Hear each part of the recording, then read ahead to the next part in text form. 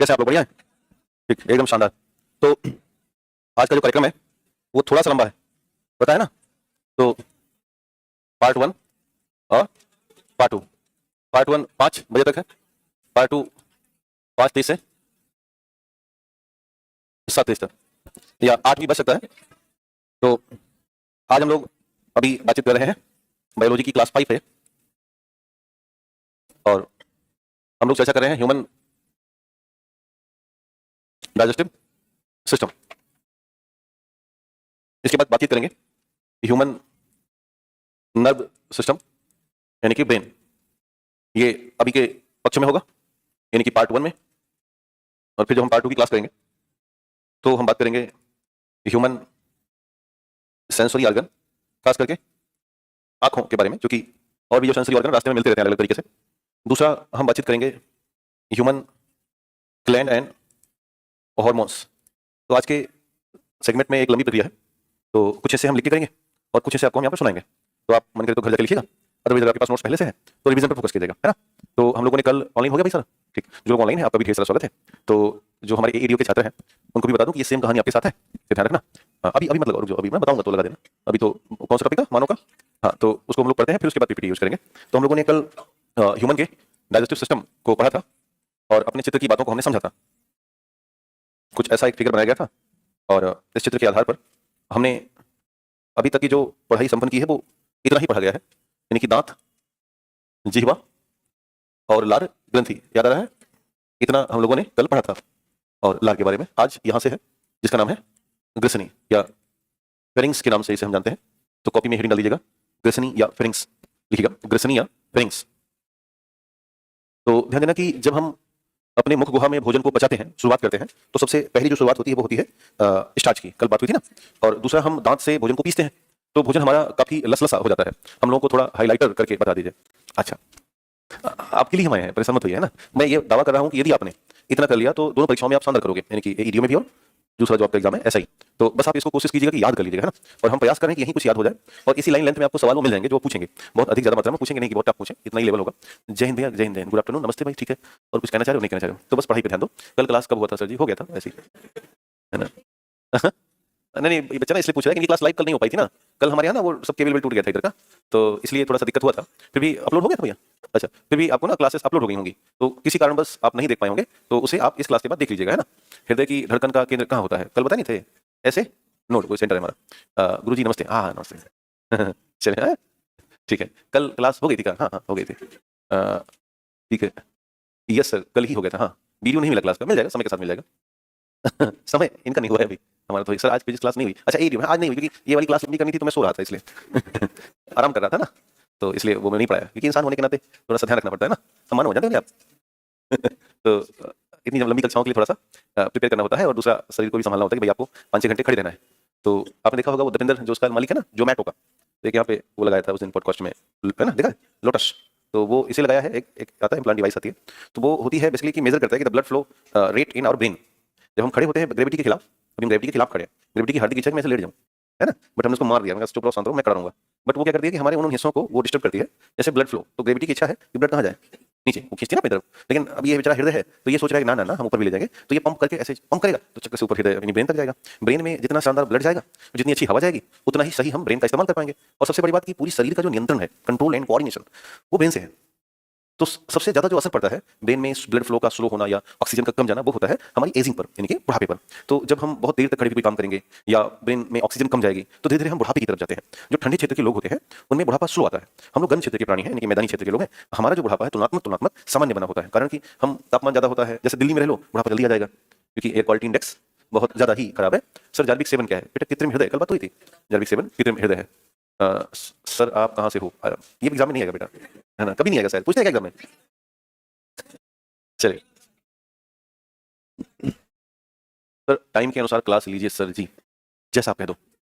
दिल्ली में सर हाँ, मौत आती है ना, ना इतना बिना है। बस खाली वो प्रभाव लंबा पड़ सकता है। सर पीपीटी से मत पढ़ाइए। मैं कहाँ पीपीटी से पढ़ा रहा हूँ? लगी क्या पीपीटी? अच्छा, इसके बाद तो वो पीपीटी नहीं होगी बेटा कि मैं ऐसे रंगना शुरू कर दूं।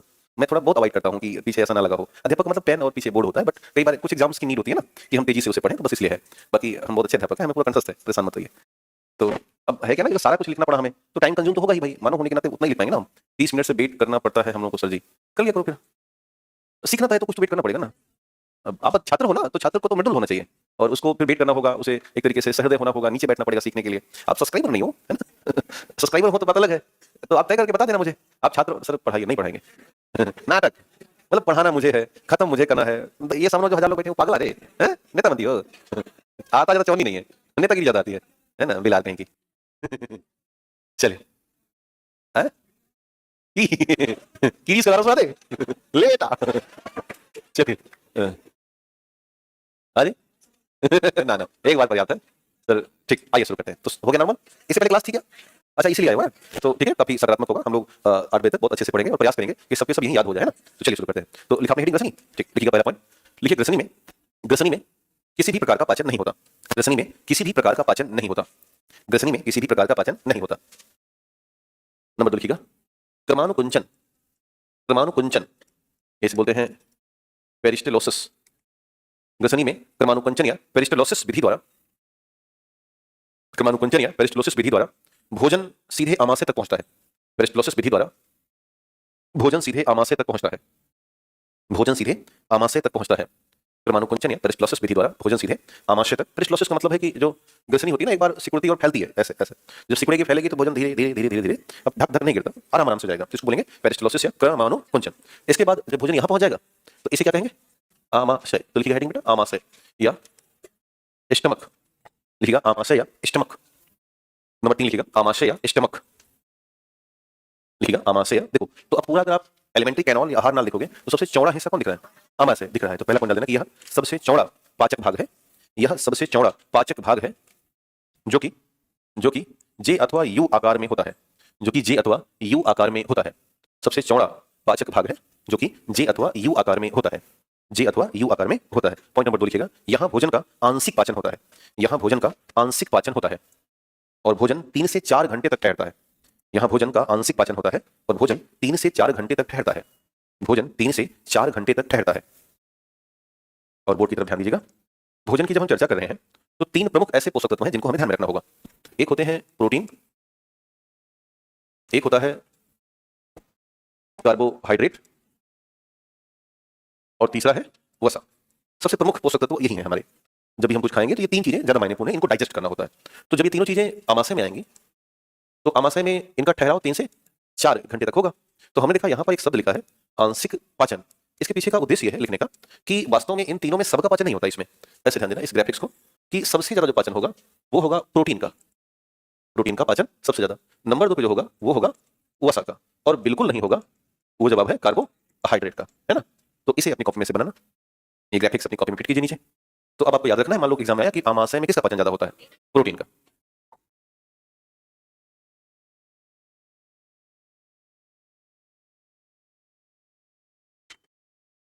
ये ना पाचन की बात कर रहा है।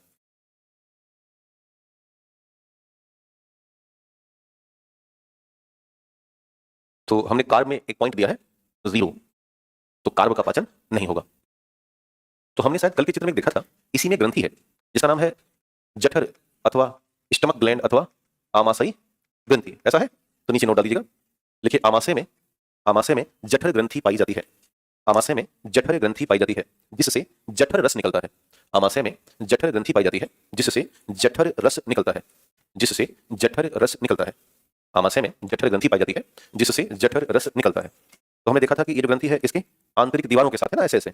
तो अब होता क्या ना कि जब भोजन यहाँ आ जाता है ना भैया, तो वो करता क्या है, जठर ग्रंथि ढेर सारे रस निकाल के इस भोजन को तोड़ने का प्रयास करती है। बहुत सालों पहले एक व्यक्ति है, एनसीईआरटी जब पढ़ोगे दिखेगा, गलती से उनके पेट में घाव हो गया इधर। तो जब घाव हो गया तो ठीक उसको उस समय उतना सर्जरी की सर्विस नहीं थी, व्यवस्था नहीं थी, तो ऐसे पॉलीथीन से उसको ढक लिया। यहाँ घाव होने से मरेगा नहीं, मतलब बहुत संक्रमण ना हो तो उसको ऐसे आंख से देखा गया। तो आंख से दिखा कि हाँ आप पेट से कुछ निकल रहा है और जाके भोजन में मिल जा रहा है और भोजन को ऐसे कोगुलेट कर रहा है, पचाने की कोशिश कर रहा है। और ये घटना 3 से 4 घंटे होगी, मोटा मोटा मान के हम लोग रात को 10 बजे भोजन कर रहे थे, 11, 10, 11, 12, 1, 2 बजे रात तक इसी में भोजन अपना डिस्टर्ब रहेगा, उथल पुथल उसी में मची रहती है। उसके बाद फिर 2 बजे के बाद वो छोटी आंत में जाएगा, लगभग 1.5 से 2 घंटा छोटी आंत में भी टहलता है। तो 2 से 3 और 3 से 4, 4:30 बजते बजते वो भोजन छोटी आंत से निकल के बड़ी आंत में जाएगा। एक आध घंटा यहाँ भी लग जाता है, तो 5:30, मोटा मोटा 6 बजते बजते भोजन मल के रूप में पूरी तरह से कन्वर्ट हो जाता है। तो 10 बजे का भोजन 6 बजे तक मल के रूप में कन्वर्ट होगा, यानी कि इसी रेशियो में 12 बजे आदमी मान लो खाना खाया तो 8 बजे जाके सही से मल के रूप में कन्वर्ट होगा। गलती कहाँ आती है कि हम रात को 12 बजे खाना खा रहे हैं और 6 बजे उठ गए। अभी अभी क्या है, 6 बजे से जगह भोजन कर भाई रे अभी मैं बड़ी आंत में हूँ, तो बीड़ी पी के भाग रहे हैं, तम्बाकू काट रहे हैं कह रहे हैं प्रेशर ना बन रहा फिर कह रहे हैं अच्छा मोबाइल लेके लाओ चलते हैं, मोबाइल लेके चला रहे हैं, है ना, मोबाइल लेके जाता है ना आजकल तो। हाँ, मतलब मैं मना नहीं कर रहा हूँ, this is the part of life, exactly आप मोबाइल को छोड़ नहीं सकते हो, पेपर आप नहीं ले जाते हो, अमीर लोग हैं।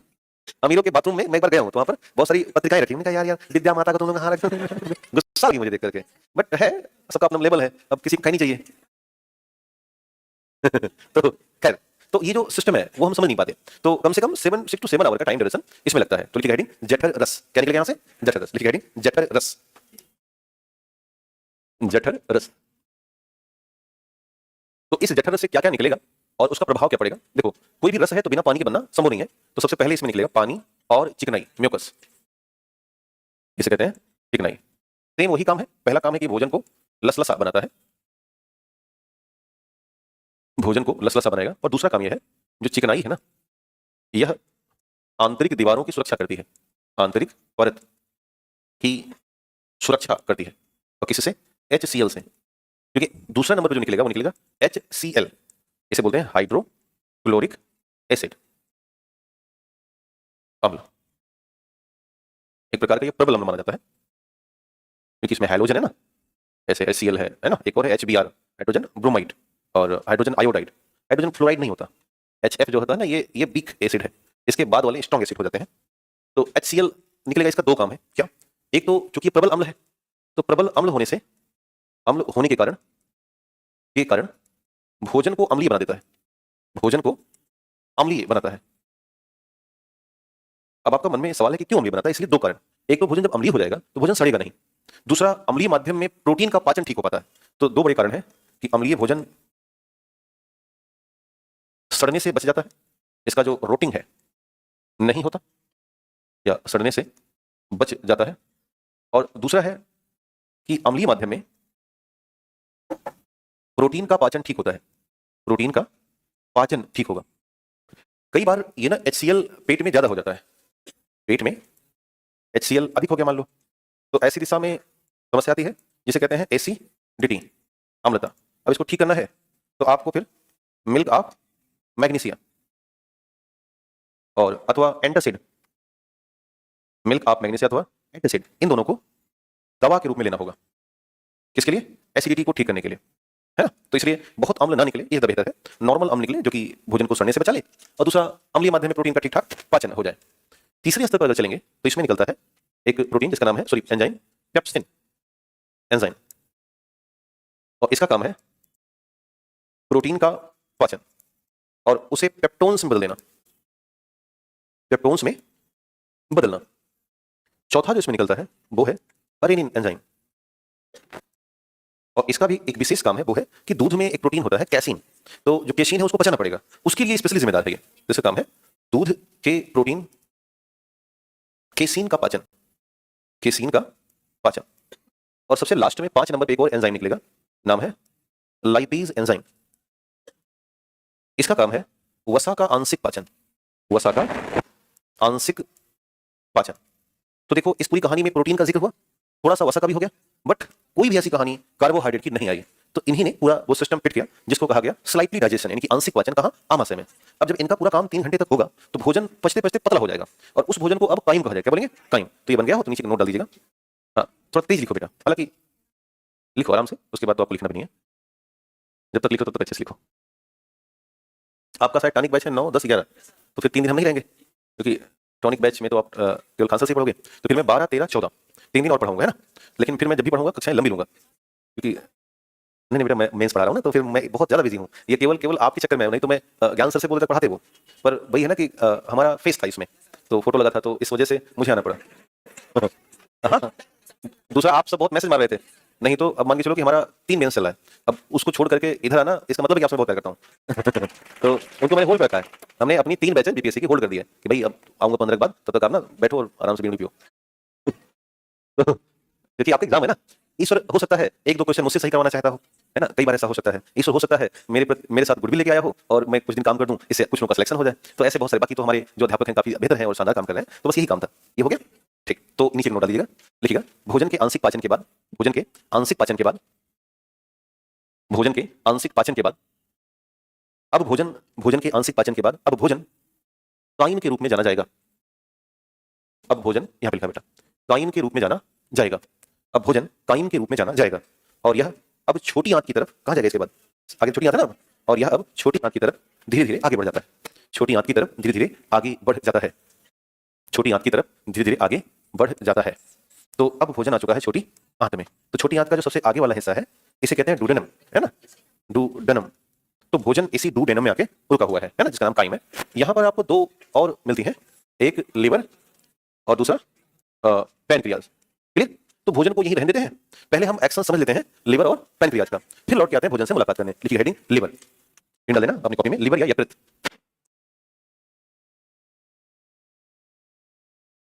लिखिए हेडिंग लिवर या यकृत, ये है लिवर। लिखिएगा लगभग 1.5 किलोग्राम वजनी, लगभग 1.5 किलोग्राम वजनी, और शरीर की सबसे बड़ी ग्रंथि के रूप में, शरीर की सबसे बड़ी ग्रंथि के रूप में, लगभग 1.5 किलोग्राम वजनी और शरीर की सबसे बड़ी ग्रंथि के रूप में लाल भूरे रंग के साथ, लाल भूरे रंग के साथ, लाल भूरे रंग के साथ, लाल और भूरा रंग के साथ दाहिनी तरफ, लाल भूरे रंग के साथ दाहिनी तरफ उदर गुहा के नीचे स्थित है। दाहिनी तरफ उदर गुहा के नीचे, ये देखो यहाँ पर दाहिना हाथ लो, उधर पेट के नीचे थोड़ा जाओ और दाहिने हिस्से में रहेगी। दाहिनी तरफ उदर गुहा के थोड़ा नीचे स्थित है, उदर गुहा के थोड़ा नीचे स्थित है। नीचे नोट डाल देना।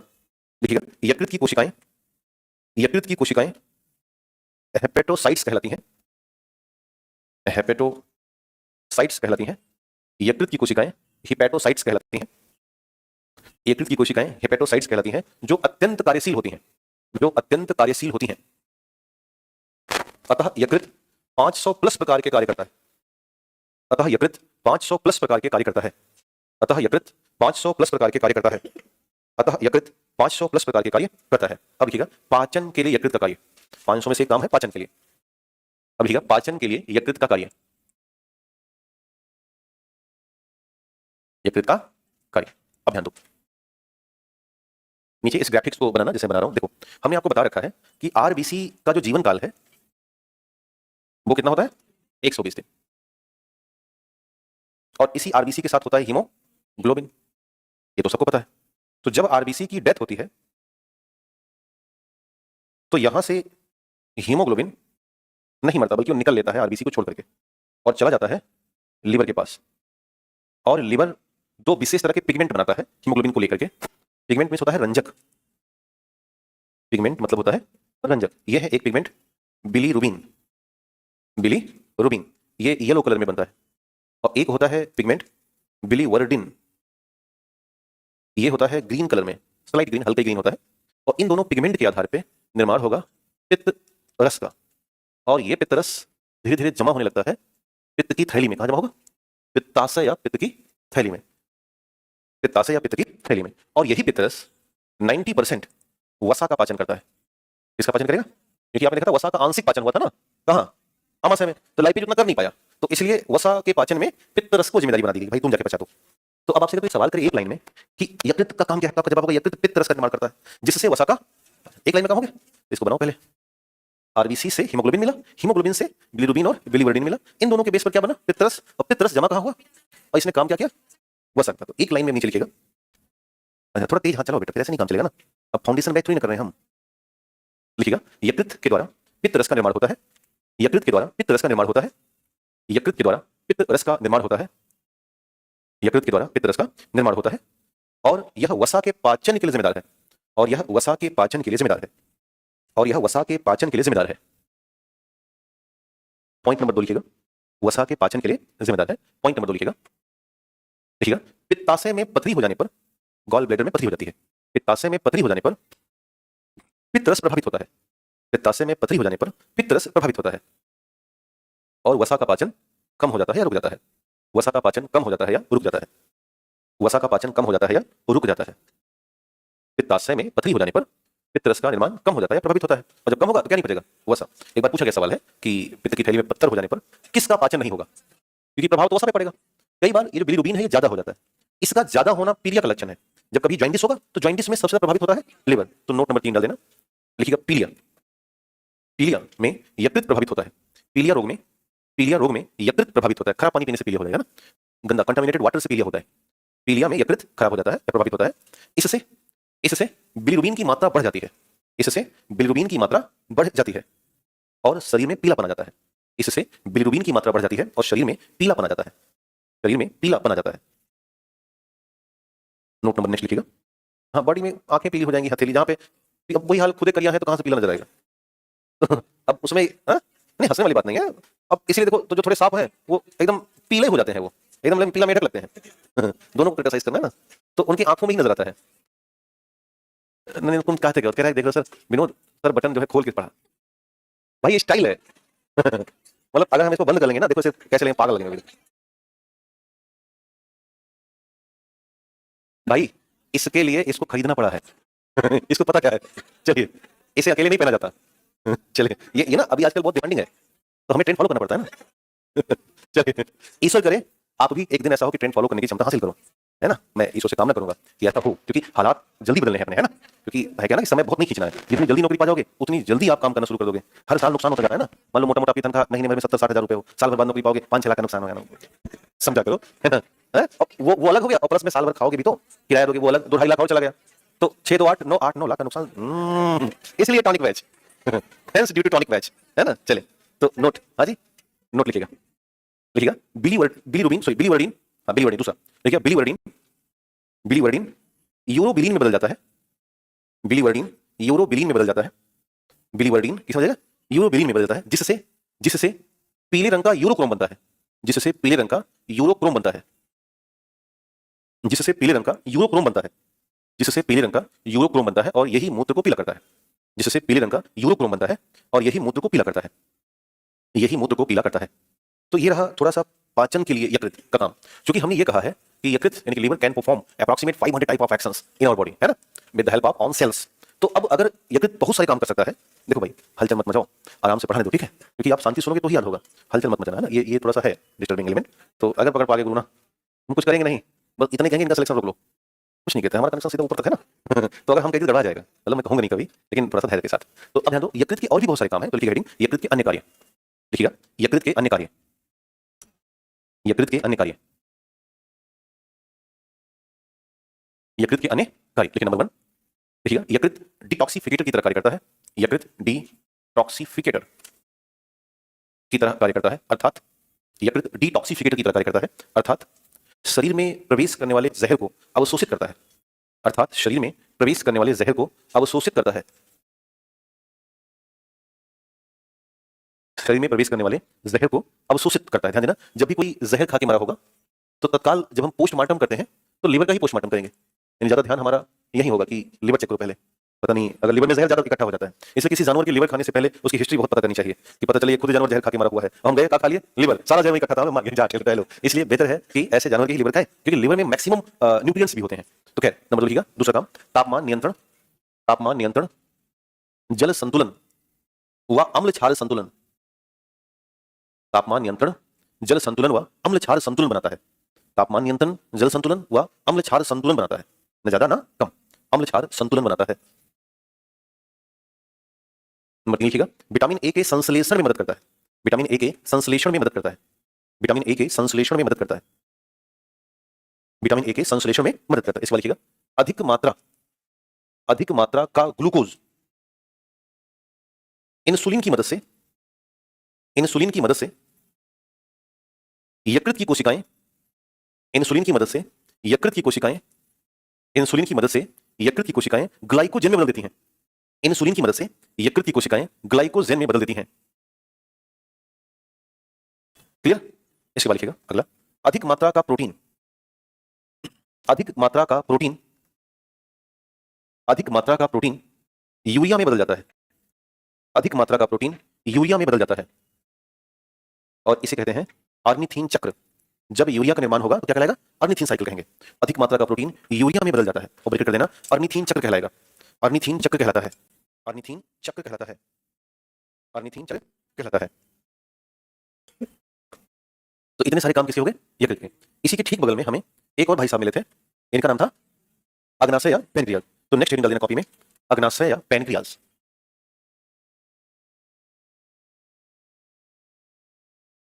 अग्नाशय या पेनक्रियाज,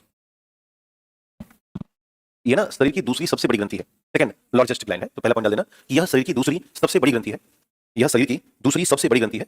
92 ग्राम वजन होता है इसका, 92 ग्राम, शरीर की दूसरी सबसे बड़ी ग्रंथि है और इसे मिश्रित ग्रंथि की संज्ञा दिया जाता है, और इसे मिश्रित ग्रंथि की संज्ञा दी जाती है। नीचे ऐसे बनाना जैसे मैं बना रहा हूं। मिश्रित मतलब दो तरह का व्यवहार है। देखो शरीर में मिश्रित ग्रंथि, मिक्स्ड ऊपर लिखा है, जहां भी कोई कॉम्प्लिकेटेड वर्ड है हम तो लिखते हैं, परेशान हुई।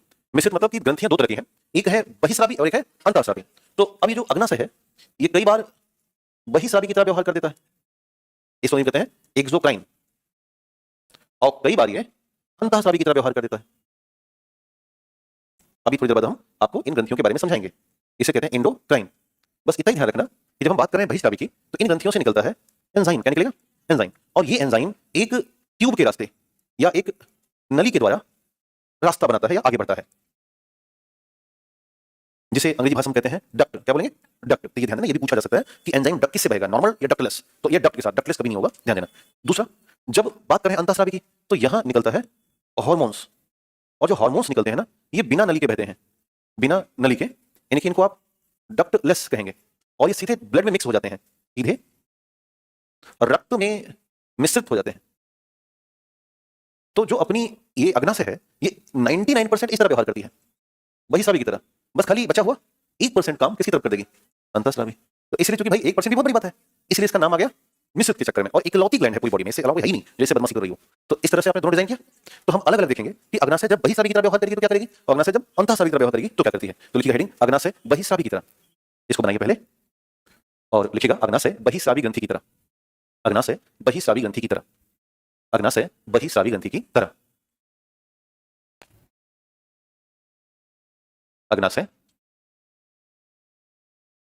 बहिस्रावी। ध्यान देना, इस दौरान अग्नाशय निकालेगा अग्नाशयी रस। क्या निकालेगा? अग्नाशयी रस निकालता है। तो ऐसे कॉपी बनाना अपनी, अग्नाशयी रस लिखिएगा, और रस है तो एंजाइम वगैरह निकलना शुरू हो जाएंगे। मूलतः 3 एंजाइम यहां से निकलते हैं। एक निकलेगा लाइपेज, दूसरा निकलेगा एमाइलेज, और एक और निकलेगा ट्रिप्सिन, एक और निकलेगा काइमोट्रिप्सिन, एक और निकलेगा ट्रिप्सिनोजेन, ट्रिप्सिनोजेन। तो ये मूलतः 3 और 2 5 नाम के एंजाइम्स निकलते हैं, ये निकल रहे हैं अग्नाशय से। तो इनके नाम है लाइपेज, एमाइलेज, ट्रिप्सिन, काइमोट्रिप्सिन और ट्रिप्सिनोजेन। लाइपेज का काम क्या था? वसा का पाचन, और शायद आप देख रहे हो दूसरी बार मिल रहा है ये, यहां पर ये सेकंड टाइम मिल रहा है, वसा का पाचन।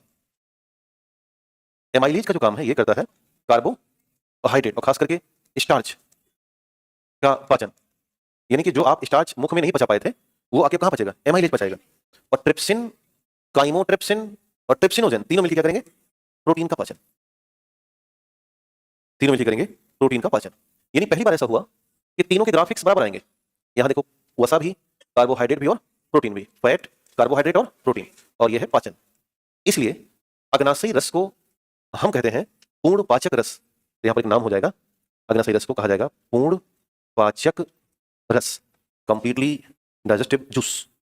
ऐसा पहली बार हुआ, और ये सबके सब उसी भोजन में जाके मिल रहे हैं जहां पे वेट कर रहा है, क्या नाम उसका? डुओडेनम।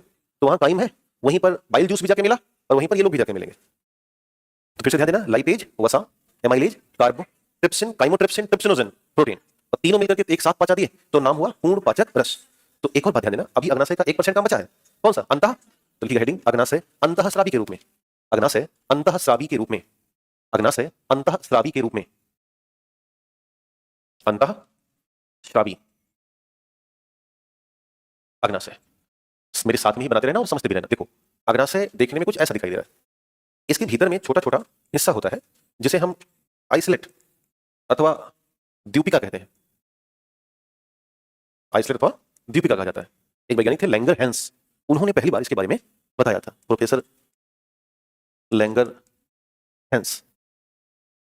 और जब उन्होंने द्वीपिकाओं को बाहर निकाला तो इसमें अलग अलग तरह की डिजाइन मिली, कुछ ऐसी। इनमें इन्हें अल्फा सेल, दूसरा इन्हें बीटा सेल, तीसरा इन्हें डेल्टा सेल, और सबसे लास्ट में गामा सेल मिली, जिनका कोई खास काम नहीं है। खास काम इन्हीं तीनों का है, अल्फा, बीटा और डेल्टा। क्लियर? इन अल्फा, बीटा और डेल्टा से अलग अलग प्रकार के हार्मोन्स निकलते हैं, हार्मोन्स का उत्पादन होता है। तो आपसे पूछा जा सकता है कि अंतःस्रावी के रूप में या अग्नाशय में कितनी प्रकार की सेल हैं? 4, alpha, beta, delta, gamma. Clear? अब जिनको नहीं पता होगा ना ये डेल्टा, तो हिंदी में लिख देंगे क्या, डेल्टा। जैसे मैं मानता हूँ कई बार नोटेशन याद करने में दिक्कतें हो सकती हैं, तो समझना नहीं है, लिखना है, हम सीखने आए हैं। तो इस स्तर पर अब देखो, तो तीनों के जो हार्मोन्स निकले उनके अपने अपने काम होंगे। जैसे अब देखो, यदि मैं इन तीनों सेल को अलग लिखूं तो एक क्या है, अल्फा सेल, दूसरी है बीटा सेल, और तीसरी है डेल्टा सेल। मेन ये तीन है, मेन ये तीन बेटा। अल्फा सेल से निकलेगा एक ग्लूकेगॉन, क्या निकलेगा, ग्लूकेगॉन हार्मोन, और ये ग्लूकोज की मात्रा बढ़ाता है, ग्लूकोज की मात्रा बढ़ाएगा। यही मोटापे के लिए भी जिम्मेदार है, क्योंकि ग्लूकोज बढ़ेगा मोटापा बढ़ेगा। अभी ना एक दवाई है, आपने पढ़ा होगा, ओजेम्पिक दवा, भारत में इसको कह दिया गया है कि इस्तेमाल करो।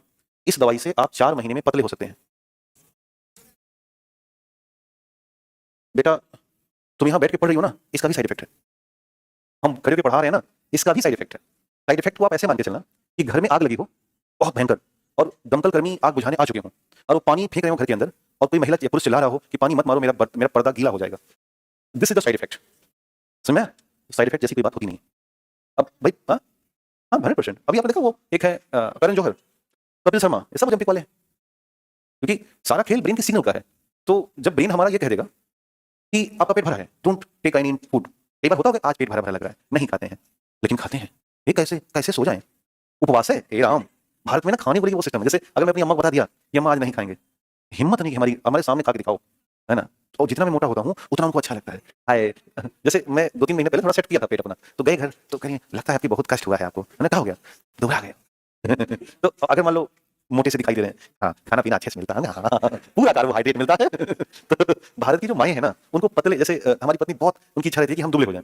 हमारी अम्मा की इच्छा, हाँ कहीं आए बच्ची, कहीं कहीं जाओगी तो लोग क्या कहेंगे कि ससु माँ जो है दुख देती है, तुम मोटे ही रहो। तो दुबले हो जाओगे तो लोग कहेंगे कि जो सासू माँ है बहुत कष्ट देती है, खाना वाना लग रहा नहीं देखती है का, तो खाती पीती घर की लग रही हो, अच्छा है थोड़ा और मोटे हो जाओ। तो भारत में मोटापे को लेकर के बहुत टेंशन नहीं है, और ठीक है जो है सो है, क्योंकि जिम जाओगे बूढ़े होने से, जिम जाके कोई पूरा नहीं सकता, क्योंकि बूढ़े होने से पहले मर जाएगा। ठीक है, तो ग्लूकागॉन ग्लूकोज बढ़ा रहा है और मोटापा बढ़ा रहा है। बीटा सेल से निकलता है एक हार्मोन जिसका नाम है इंसुलिन, या इसे कहते हैं एमाइलिन। दो नाम याद रखना, आइदर इंसुलिन और एमाइलिन। इसका काम है कि रक्त में ग्लूकोज की मात्रा को रेगुलेट करना, रेगुलेट मतलब कम और ज्यादा जैसे सिस्टम में मेंटेन करके रखना। और डेल्टा से एक निकलता है सोमैटोस्टैटिन नामक हार्मोन, और ये पाचन प्रक्रिया को और बेहतर करता है, पाचन प्रक्रिया को और बेहतर करता है। तो ये रहा अंतःस्रावी के रूप में इनके काम, ग्लूकागॉन, इंसुलिन, एमाइलिन और सोमैटोस्टैटिन। सोमैटोस्टैटिन हमारा भोजन इंतजार कर रहा है, कहाँ, डुडेनम में, और डुडेनम का पार्ट है छोटी आंत। तो अगर ये हो गया हो तो लिखिए हेडिंग छोटी आंत, लिखिए हेडिंग छोटी आंत, बना लीजिए अच्छे से इसको। दरअसल दुबला होना ना, पेट कम करना बहुत आम बात नहीं है, और खास करके जब किसी काम में लगे रहो, क्योंकि आपको उसके लिए प्रॉपर देख रेख चाहिए। ज्यादा दौड़ना या अधिक मात्रा में एक्सरसाइज करना वाइटल ऑर्गन्स के लिए हानिकारक है। तो अब इसका तरीका ये निकाला गया कि ओजेम्पिक इंजेक्शन दिया जाए, बट ओजेम्पिक के अपने साइड इफेक्ट हैं। एक तो सबसे बड़ी समस्या क्या है, ओजेम्पिक फेशियल एक्सप्रेशन आ जाता है, जैसे है क्या ना, जैसे कोई जो गोलू मोलू सा दिखता है, सुंदर लगता है, ऐसा हो जाए एकदम पोपड़ा टाइप का चेहरा। तो अब ये जो चेहरा बना लिया उसने, अब मैं किसी को आपसे किसी के बारे में कमेंट नहीं कर सकता, लेकिन मैं कर रहा हूँ। जैसे अजय करण जौहर हैं, उनका चेहरा भी हाल फिलहाल अगर आप देखिए तो बहुत ओजेम्पिक फेस बन चुका है। तो बहुत दुबला जो चेहरा होता है ना, जैसे अभी उन्होंने जो है कपिल शर्मा किसी कार्यक्रम में किसी ने कहा कि आपकी नाक बहुत बड़ी हो गई है, जो यहाँ के हीरो हैं। अरे नहीं भाई, तो जानते हो नहीं, बारीक से अध्ययन करो।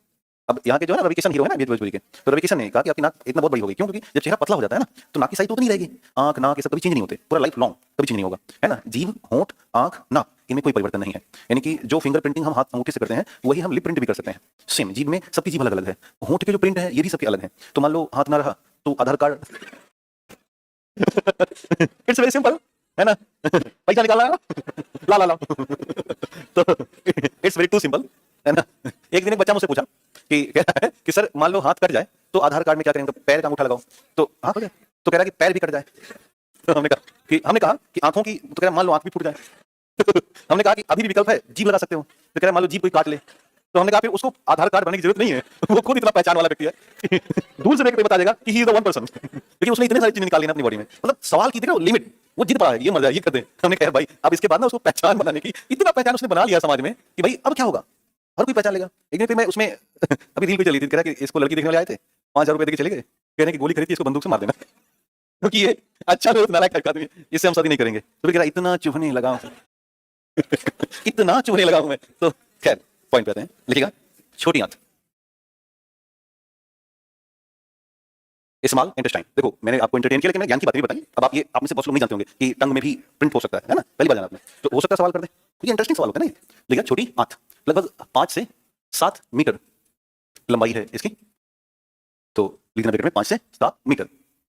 नीचे लिखिएगा छोटी आंत में सबसे अधिक पाचन होता है, छोटी आंत में सबसे अधिक पाचन होता है, छोटी आंत में सबसे अधिक पाचन होता है, छोटी आंत में सबसे अधिक पाचन होता है, और भोजन के अधिकांश पोषक तत्व अवशोषित कर लिए जाते हैं, और भोजन के अधिकांश पोषक तत्व अवशोषित कर लिए जाते हैं, भोजन के अधिकांश पोषक तत्व अवशोषित कर लिए जाते हैं, भोजन के अधिकांश पोषक तत्व अवशोषित कर लिए जाते हैं। और नीचे से दिखाना, इसके 3 भाग हैं, एक है डुडेनम, एक है जेजुनम, और एक है इलियम। जेजुनम और इलियम, ऐसे 3 हिस्सों में बांटिएगा। तो आपने देखा था कि डुडेनम में, अगर मैं इसे डुडेनम मान लूं, ये हिस्सा, तो यहीं पर काइम है, ये काइम स्टे है यहां पर। तो अब काइम में क्या हुआ कि एक तरफ से बाइल जूस आया, और इसका काम क्या था, वसा का पाचन, और एक तरफ से इसमें आया अग्नाशयी रस, याद आ रहा है, अग्नाशयी रस, और इसका काम था वसा, प्रोटीन, और साथ ही साथ कार्बोहाइड्रेट, इसका पाचन। शायद आपको याद होगा कि इसी छोटी आंत में एक ग्रंथि हमने पढ़ाई है, याद है, जिसका नाम है आंत्र ग्रंथि, याद है। तो जो आंत्र ग्रंथि है वो वास्तव में डुडेनम में ही रहती है, और आंत्र ग्रंथि है तो यहां से भी क्या निकलेगा, आंत्र रस निकलेगा, और ये आंत्र रस भी जाके इसी भोजन में मिल जाएगा। तो 3 तरफ से भोजन को घेरा गया है, एक तरफ से बाइल जूस वसा पाचन कर रहा है, एक तरफ से अग्नाशयी रस वसा प्रोटीन और कार्ब का पाचन कर रहा है, और एक तरफ से आंत्र रस, इसका काम है कि जितना बचा हुआ कार्बोहाइड्रेट है उसका पाचन करना। अब देखो जब 3 तरफ से प्रहार होता है ना, तो कोई भी कितना भी मजबूत क्यों ना हो वो तो पच ही जाएगा। तो इसलिए सबसे ज्यादा अगर पाचन आपसे पूछा जाए तो कहां हुआ, छोटी आंत के डुडेनम वाले भाग में। और अब हमारा भोजन दूध जितना पतला हो चुका है, दूध जैसा पतला हो गया। तो इस फिगर को मेंटेन कीजिएगा, उसी के नीचे भोजन कैसा हो गया, दूध जैसा पतला, बहुत पच चुका है। कई बार एग्जाम में सवाल आता है कि maximum digestion take place in, उत्तर है इन स्मॉल इंटेस्टाइन और इन डुडेनम। इसको बोलते हैं भोजन का पायसीकरण। क्या बोलेंगे, भोजन का पायसीकरण, भोजन का पायसीकरण, भोजन का पायसीकरण। और जो जेजुनम है, यहां ध्यान देना, यहां यह केवल माध्यम बनता है, यह केवल माध्यम का कार्य करता है, और पायसीकृत भोजन को, पायसीकृत भोजन को इलियम तक पहुंचाएगा, इलियम तक पहुंचाता है। तो अब आ जाएंगे हम लोग कहां, इलियम में। उतना बना दो और जेजुनम में यही बात लिख देना। जेजुनम में लिखेगा यह केवल माध्यम का कार्य करता है, और पायसीकृत भोजन को इलियम तक पहुंचा देता है, पायसीकृत भोजन को इलियम तक पहुंचा देता है, पायसीकृत भोजन को इलियम तक पहुंचा देता है। अब आगे हम लोग कहां, इलियम में। ध्यान देना, जो डुडेनम है ये पॉइंट, या ऐसे मान चला, ये केवल 25 सेंटीमीटर के आसपास की लंबाई रखता है। जो जेजुनम है ये 3 सेंटीमीटर तक, सॉरी 3 मीटर तक लंबाई रखेगा, और जो इलियम है ये 3.5 से 4.5 मीटर तक, ये अप्रॉक्स सारे के सारे। मेरे बताने का मतलब है सबसे छोटा पार्ट कौन है और सबसे बड़ा पार्ट इलियम। जो इलियम को आप बहुत अंदर से देखोगे ना ऐसे, तो अंदर में ये ऐसी रचनाएं मिलेंगी इलियम में, ये इन्हें कहते हैं विलाई। क्या बोलेंगे, विलाई। इन रचनाओं को बोलते हैं विलाई या रसांकुर कहते हैं। तो इलियम के नीचे चित्र बनाना विलाई का, विलाई या रसांकुर।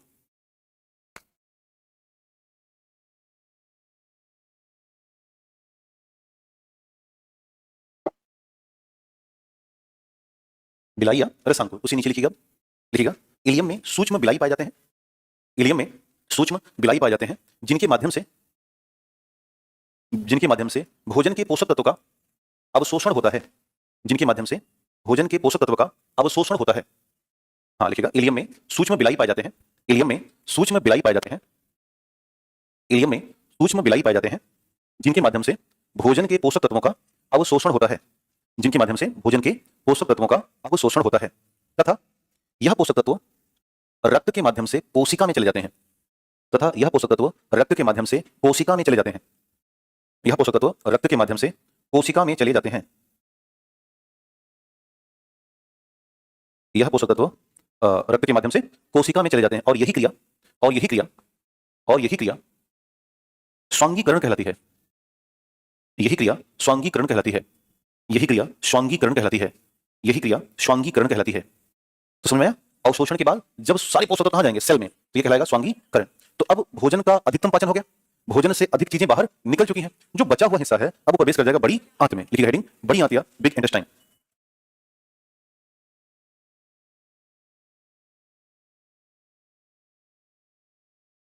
लिखिएगा हेडिंग बड़ी आंत या बिग इंटेस्टाइन। बड़ी आंत या बिग इंटेस्टाइन लिखिएगा। यह पाचन व्यवस्था का अंतिम भाग है। यह पाचन व्यवस्था का अंतिम भाग है। यह पाचन व्यवस्था का अंतिम भाग है, जहां जल, खनिज तत्व और विटामिन का अवशोषण होता है। जहां जल, खनिज तत्व व विटामिन का अवशोषण होता है। इनकी बात नहीं हुई थी ना अभी तक? अभी तुम 3 पे काम करते, फैट, कार्ब और प्रोटीन। ये जहां जल, खनिज तत्व और विटामिन का अवशोषण होता है और शेष बचा हुआ भाग अपशिष्ट में बदल जाता है। और शेष बचा हुआ भाग अपशिष्ट में बदल जाता है। शेष बचा हुआ भाग अपशिष्ट में बदल जाता है। अब बड़ी आंत के 3 हिस्से दिखे थे आपको, याद आ रहा है? तो ऐसे बांटिएगा, सीकम, कोलन और रेक्टम। सीकम, कोलन और रेक्टम। सीकम, कोलन और रेक्टम। तो हम लोगों ने इसे पिक्चराइज किया था, याद हो कि ये ऐसे, ये इस तरह से, और फिर ये गुदा द्वार। ये हिस्सा है सीकम का, ये है कोलन का और ये है रेक्टम का। तो सीकम के नीचे लिखिएगा, यह प्रथम भाग है। यह प्रथम भाग है और इसमें ई कोलाई जैसे बैक्टीरिया पाए जाते हैं। इसमें ई कोलाई जैसे बैक्टीरिया पाए जाते हैं।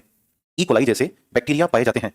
यह प्रथम भाग है जिसमें ई कोलाई जैसे, ऊपर भी देख लिया करो बेटा ना, यहाँ लगा टीबी, यहाँ लगा है, पैसा लगा इसका। फिर ये क्या बोले, फिर से बोलो। और लिख पता क्या नहीं पा रही है? ई कोलाई नहीं लिख पा रही है वो। तो जब भी कोई चीज टफ लगे तो हमारे अध्यापकों के भीतर ये शक्ति है कि अपने आप वहां लिख देंगे परसेंट, है ना? तो यहाँ देख लिया करो, क्या लिखा आपने? ई कोलाई जैसे बैक्टीरिया पाए जाते हैं। ध्यान दो, जब हम आदि मानव थे तो हमारे अंदर सेल्यूलोज पचाने की क्षमता थी, रुई यानी कॉटन यानी लकड़ी या पत्ती। लेकिन अब हम सेल्यूलोज नहीं पचा सकते, तो सेल्यूलोज पचाता था सीकम, जो कि अब सक्षम नहीं है। तो नीचे ऐसे स्टार बनाना, देखिएगा सीकम पहले सेल्यूलोज पचाने में सक्षम था। सीकम पहले सेल्यूलोज का मतलब होता है बेटा कार्बोहाइड्रेट है। ये मिलेगा, जैसे मान लो कोई मोटी पत्ती आप खा लिए, घास खा लिए, है ना? तो पहले आदि मानव के पास पिज्जा तो था नहीं, तो वो घास का पिज्जा बना के खा लेता था। बर्गर खाने जाता था तो वैसे पत्ती खा लेता था बर्गर बना के। तो ज्यादा मात्रा में वो क्या खाता था? सेल्यूलोज।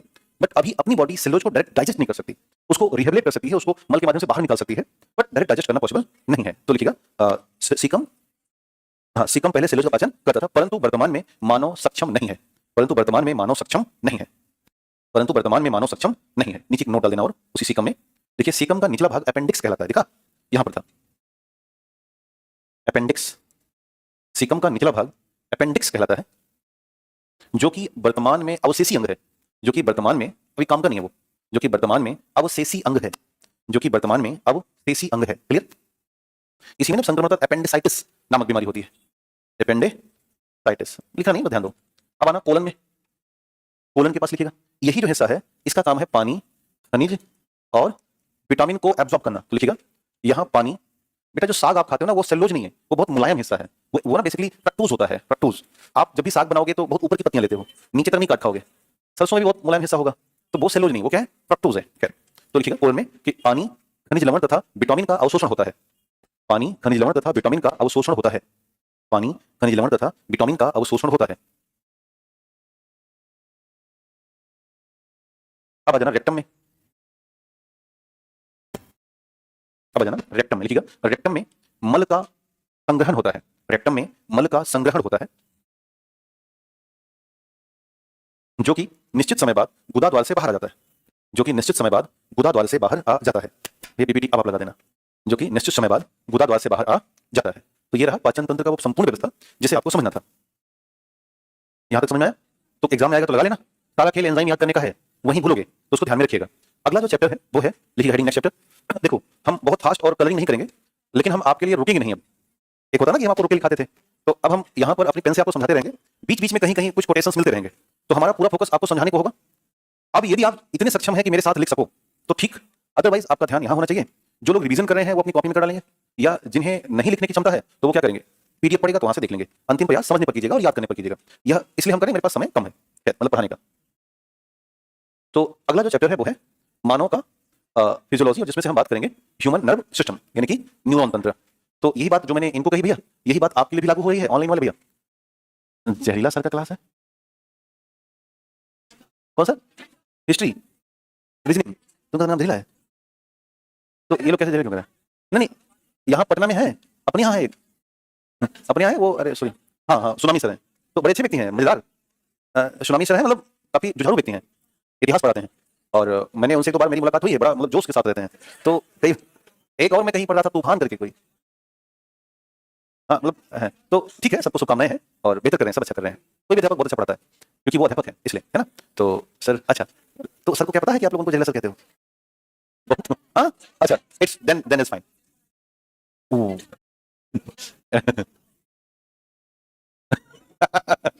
ठीक है, देखो अध्यापक की आपको एक ही चीज स्वीकार करनी है, वो है उसका ज्ञान।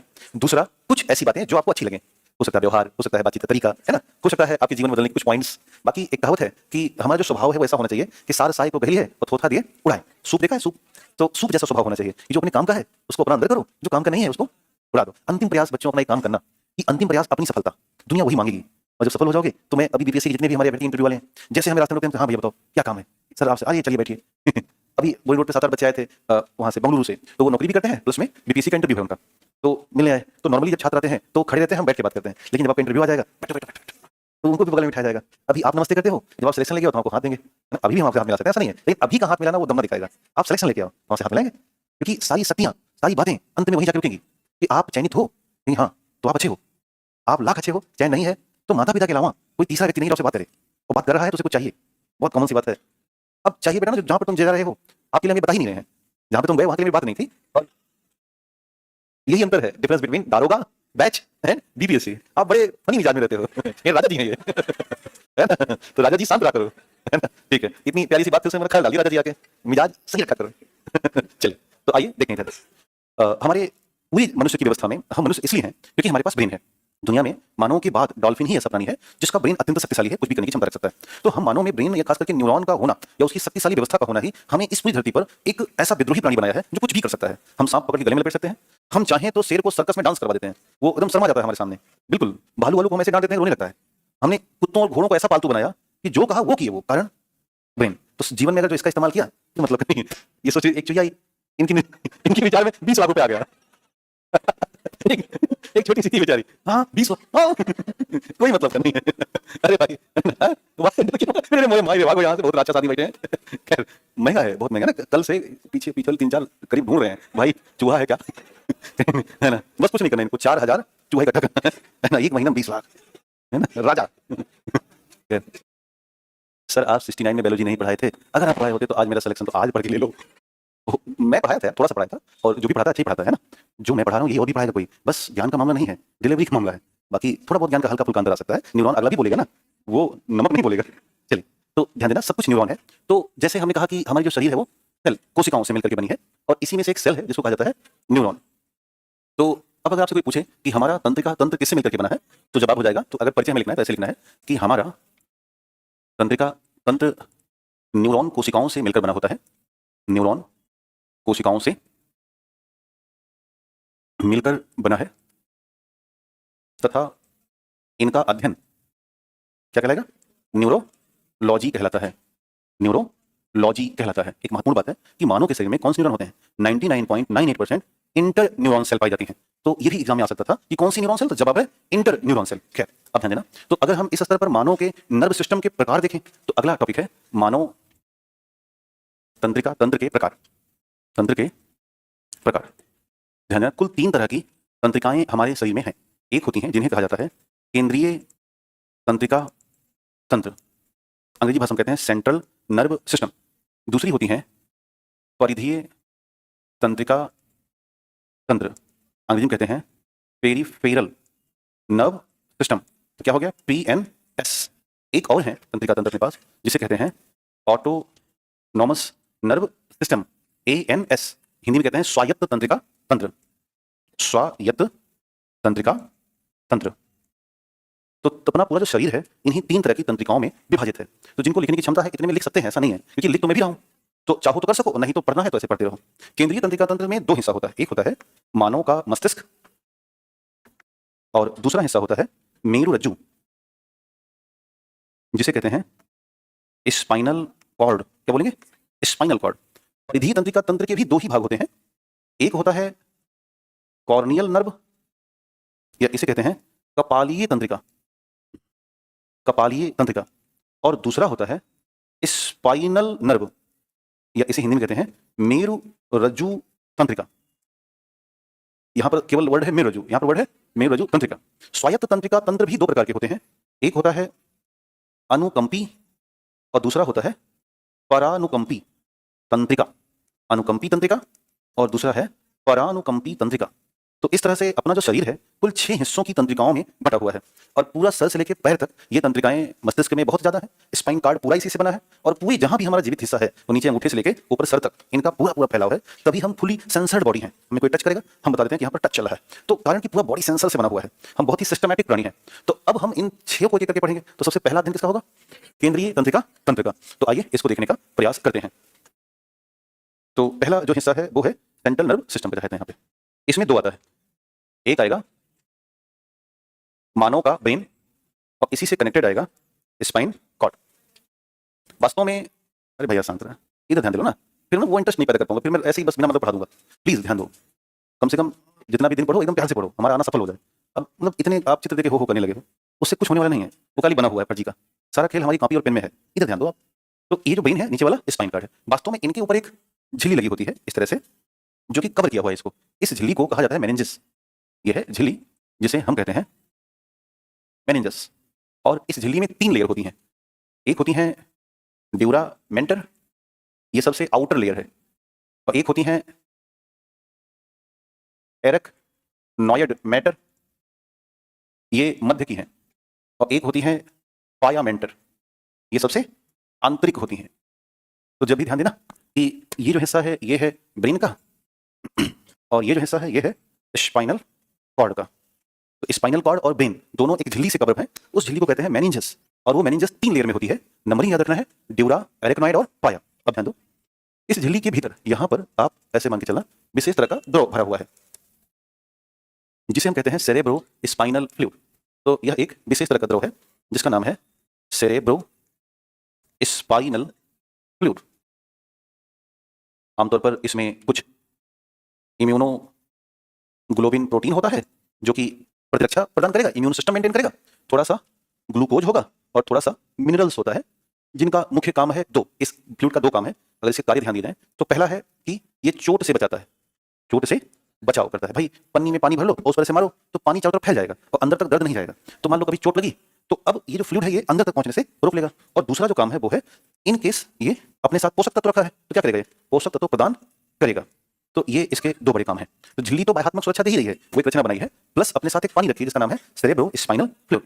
तो अब आपसे अगर पूछा जाए कि सीएनएस में यानी कि केंद्रीय तंत्रिका तंत्र में 2 हिस्से कौन कौन से हैं, ब्रेन और स्पाइन कार्ड, तो पहले हम देखते हैं ब्रेन और फिर देखेंगे स्पाइनल कार्ड। तो आइए नजर डालते हैं कि भाई ब्रेन कैसे बना होता है। तो ब्रेन की परिभाषा है छोटी सी कि मानव का मस्तिष्क अत्यंत संवेदनशील भाग है, जिसका वजन कितना है, शरीर का 1/50 भाग है। काम क्या है, नियंत्रण और समन्वय, जिससे कि हमारे अंग सही ढंग से चल सकें। मस्तिष्क का अधिकतम भाग वसा से लगभग 60% वसा पाई जाती है। दूसरा थोड़ा थोड़ा जिंक, सोडियम, आयरन और कैल्शियम भी पाए जाते हैं। इनमें पुनर्जनन की क्षमता नहीं होती, अर्थात ध्यान देना जो न्यूरॉन कोशिका होती है ना, इन न्यूरॉन कोशिका में विभाजन नहीं होता। तो जब न्यूरॉन कोशिका में विभाजन नहीं होगा तो सीधी सी बात है कोई भी पुनर्जनन होने की संभावना नहीं है। ये थोड़ा सा ब्रेन का परिचय रहा। अब अगर हम ब्रेन के हिस्सों को समझें, यानी कि मस्तिष्क के परिचय और भाग को देखें, तो इस चित्र पर आप ध्यान लगाइएगा। मान लेते हैं कि ये हमारा ब्रेन है ऐसे, और इसके हिस्सों को इसी चित्र से हम समझेंगे तो ही आप बहुत स्पष्ट से जान पाओगे। ऐसे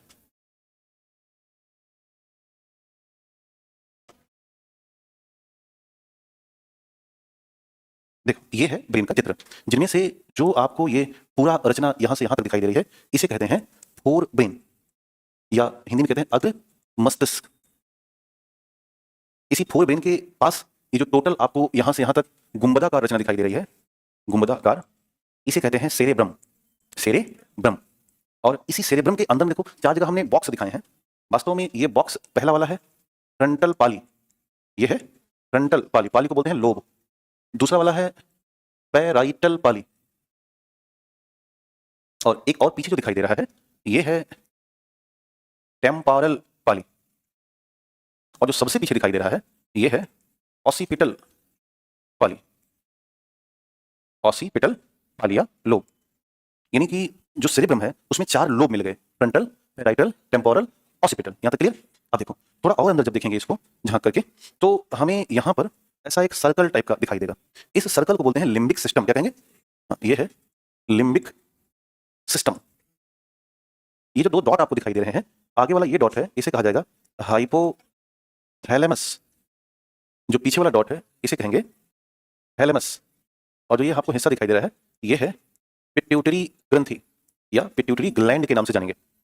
बाकी थोड़ा और नीचे आते हैं तो ये जो हिस्सा आपको दिखाई दे रहा है इतना, ये वाला और ये वाला, इसे कहा जाता है पश्च मस्तिष्क। पश्च मस्तिष्क अंग्रेजी में कहते हैं हिंड ब्रेन। Hind brain. इस पश्च मस्तिष्क में ये जो हिस्सा आपको दिखाई दिया ये है सेरेबेलम। क्या है? सेरेबेलम। और पश्च मस्तिष्क में ये वाला जो हिस्सा दिखाई दिया इसे कहते हैं मेडुला ऑब्लोंगेटा। और इसी में यहां पर हम पॉइंट कर दें तो ये कहलाएगा पॉन्स। ठीक। अब ध्यान देना, एक हिस्सा मैंने बहुत सुरक्षित रखा है ऊपर, ये दिखाई दिया? ये इतना छोटा सा जो हिस्सा है ये है मध्य मस्तिष्क। क्या है ये है मिड ब्रेन। मिड ब्रेन या मध्य मस्तिष्क कहा गया। तो किसी भी ब्रेन का इतना हिस्सा आपको फिर से एक बार नजर देखना है। पहले देखो आगे वाला हिस्सा पूरा जो खोपड़ी है अग्र मस्तिष्क है, जो पूरा गुंबद है ये है सेरेब्रम। सेरेब्रम में 4 पाली है, फ्रंटल, पैराइटल, टेम्पोरल, ऑसिपिटल। इसी में एक अंदर में देखो कछुआ छाप अगरबत्ती रखी गई है, ये है लिम्बिक सिस्टम। समझ में आया?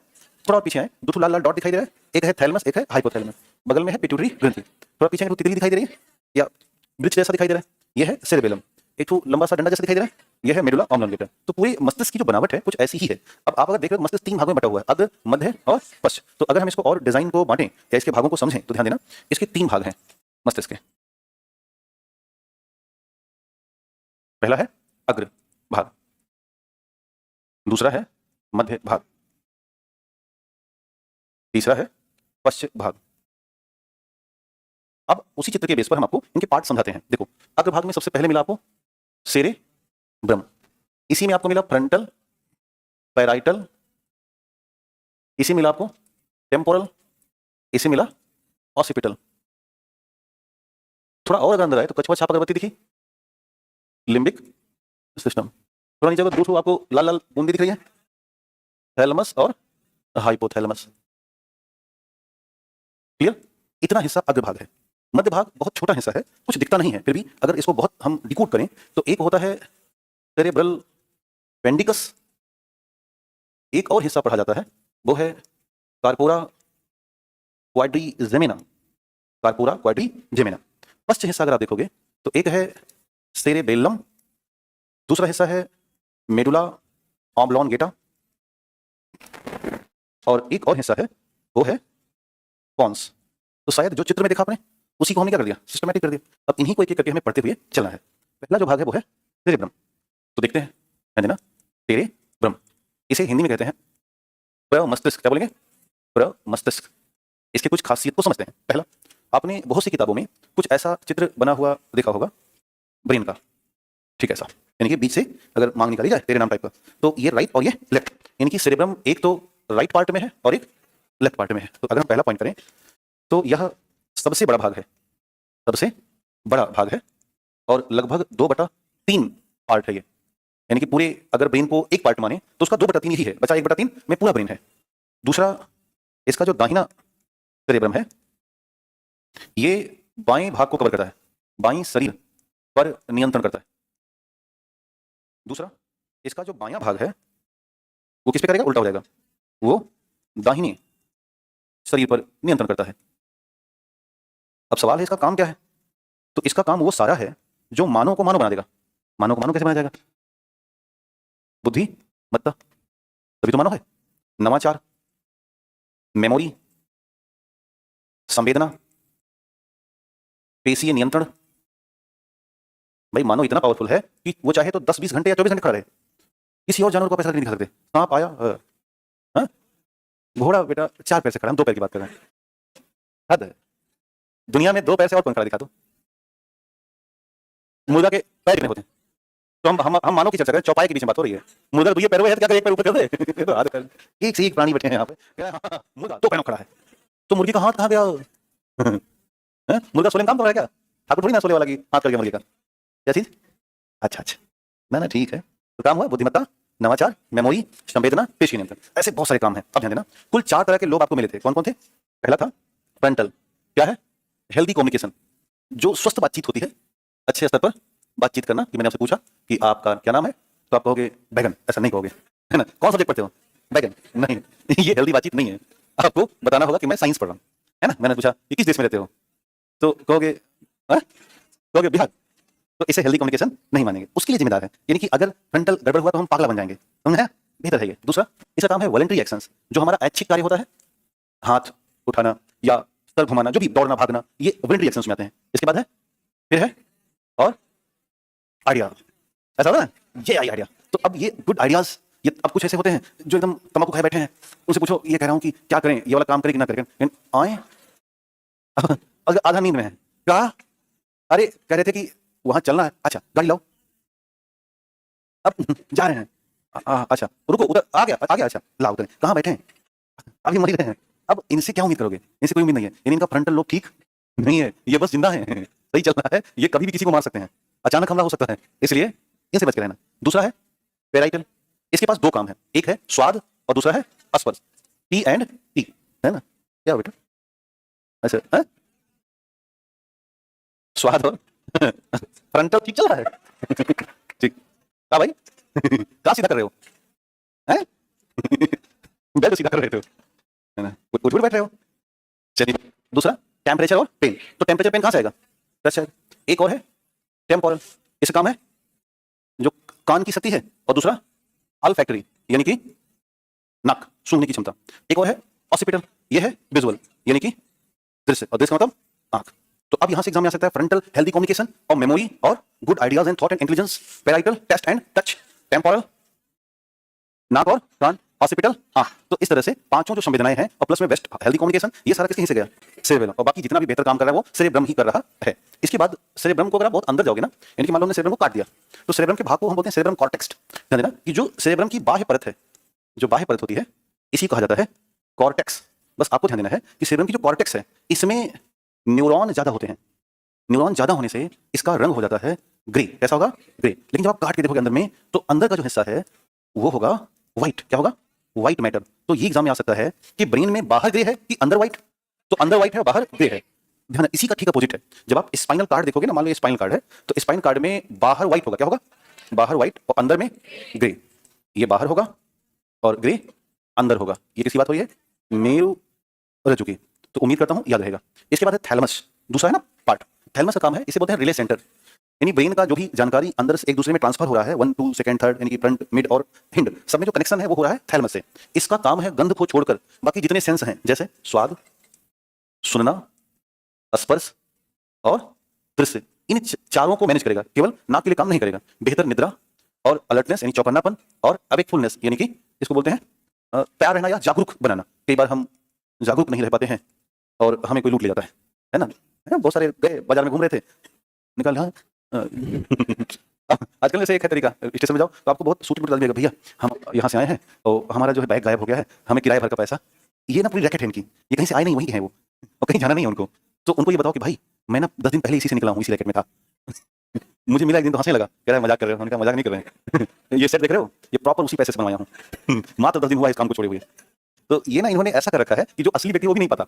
अगला है हाइपोथैलेमस, ये तीसरा पार्ट है, ध्यान देना। इसका कार्य क्या है, इसका पहला कार्य है कि यह पिट्यूटरी ग्रंथि को नियंत्रित करता है, पिट्यूटरी ग्रंथि को नियंत्रित करेगा, नियंत्रित करता है, तथा पिट्यूटरी ग्रंथि अन्य सभी ग्रंथियों को नियंत्रित करती है। पिट्यूटरी ग्रंथि अन्य सभी ग्रंथि को नियंत्रित करती है, यह हमें ध्यान में रखना है। इसके अलावा और कौन कौन से काम है हाइपोथैलेमस के, तो एक है कि यह भूख व प्यास पर नियंत्रण करता है, प्यास पर नियंत्रण। दूसरा काम है तापमान जल संतुलन, जो काम लीवर का याद है ना, और अम्ल क्षार संतुलन बनाए रखता है, अम्ल क्षार संतुलन बना के रखता है। तीसरा इसके पास है सेक्स व अथवा लिबिडो या डिजायर, आप सेक्स को बोलते हैं, लिबिडो के लिए जिम्मेदार है। एक और काम है इसके पास, वो है लव एंड हेट, प्यार और घृणा की जो संभावनाएं उत्पन्न होती हैं वो हाइपोथैलेमस से उत्पन्न होती हैं। इसके अलावा बीपी पर नियंत्रण